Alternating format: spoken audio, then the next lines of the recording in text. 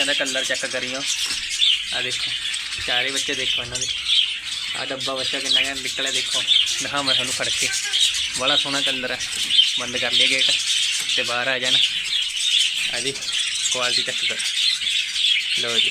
बच्चे का रंग देखो, पसंद आए तो कमेंट जरूर करियो प्यारे जे, किमें लगे कमेंट करके दसियो। ये कलर किमें लग्या, ये जे बच्चे आप रोकांगे बई, अगे कलर लवांगे इन्हों तो सोहने सोहने कलर।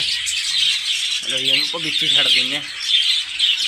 हेलो जी आ जोड़े दे अपने बच्चे ही आ बैठे ने, एक तो आ बैठा एलसी, एक मदीना बड्डी, एक बच्चा वो बैठा पिंजरे, आ पिंजरे दे ने, आ बैठे ने उपर, एक वो बैठा।